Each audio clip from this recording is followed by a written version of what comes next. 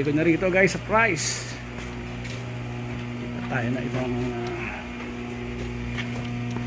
lugar.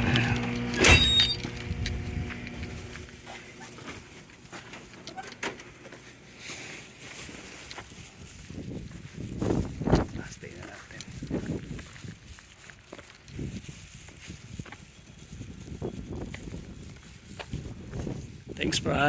Thanks Price Industries.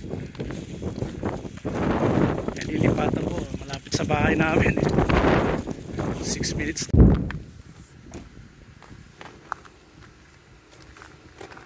Last day ko dito guys sa Price. Miss ko rin ito. 3 years and 3 months din ako rito eh.